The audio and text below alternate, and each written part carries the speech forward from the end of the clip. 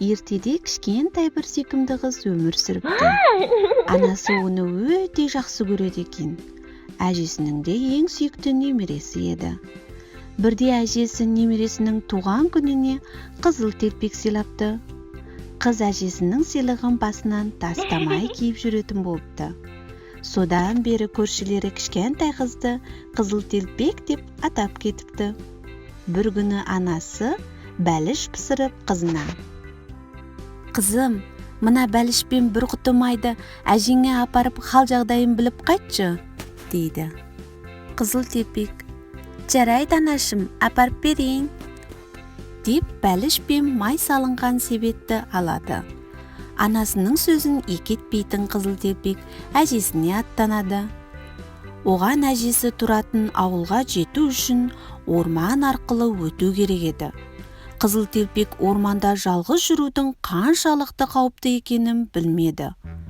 Сондықтан ол өлең айтып, гүл теріп, асықпай жүрді. Бір кезде орманның ішімен келе жатқан қыздың алдынан бір қасқыр шыға келді. «Қызыл телпек, сен қайда барасың?» деп сұрады қызды жегісі келген қасқыр. «Мен әжемнің үйіне барамын. Оған анамның пісірген бәлішін және бір құты май алып бара жатырмын», деді қыз. Қызыл телпек қасқырдың жаман пиғылынан бейхабар еді. «Ал әжең қайда тұрады?» деп сұрады қасқыр. «Әжем бе?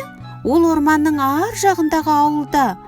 Ауыл шетіндегі диірменнің жанындағы біріншіде тұрады», деп қызыл телпек қасқырға әжесінің тұратын жерін дәл айтып берді.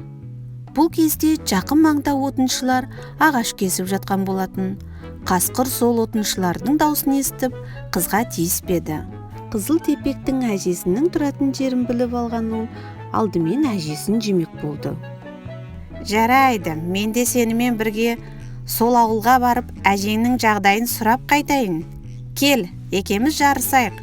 Әжеңе қайсымыз бірінші жетеді екенбіз?»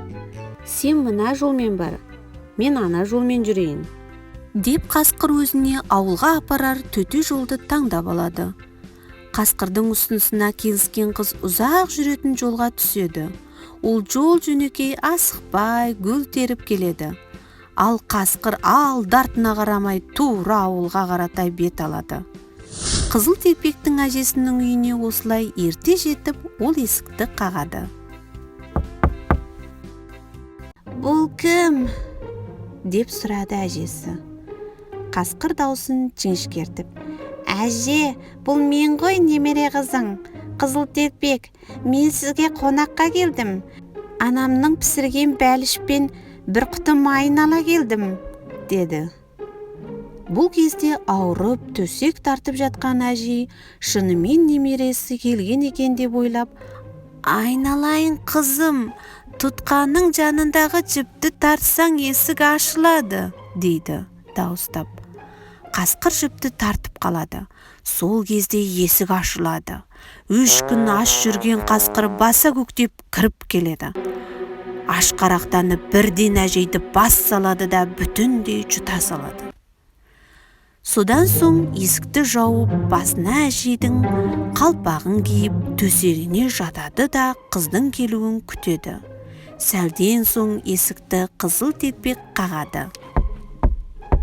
«Бұл кім?» деп жуан даусымен. Тойып алған қасқыр.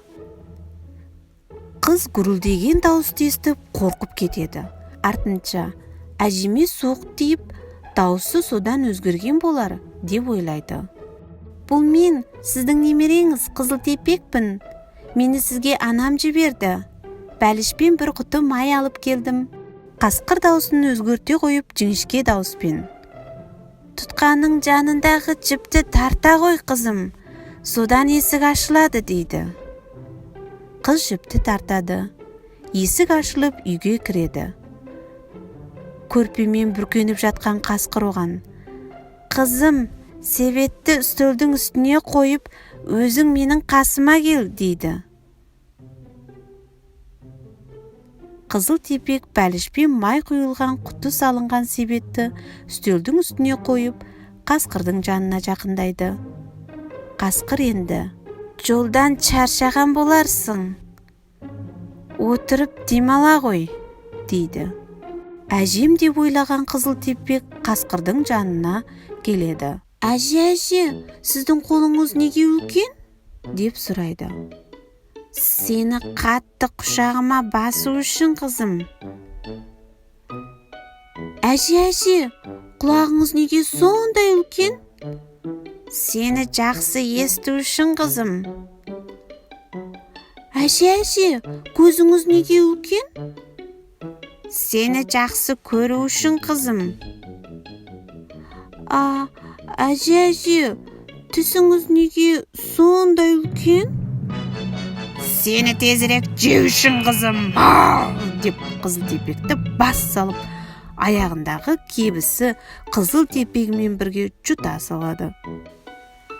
Байқұс қыз айқайлауға да үлгермейді. Бірақ бақытына қаратай, дәл осы сәтте үйдің қасынан бір отыншы өтіп бара жатқан еді. Отыншы қасқырдың дауысын естіп, үйдің терезесінен қарайды. Үй ішінде төсекте орнынан қозғала алмай жатқан қасқырды көреді.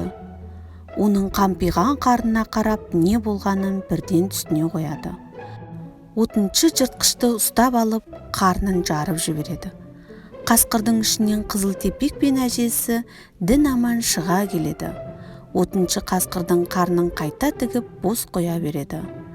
Қызыл тепек пен әжесі отыншыға алғыстарын білдіреді. Әжесі шай қойып, немересі әкелген бәліштерді себеттен шығарады. Дастархан жаяды. Сөйтіп үшеуі жақсылап тұрып шай ішеді. Әңгіме дүкен құрады. Қасқырдың сыбағасын қалай бергендерін айтып мәз болады.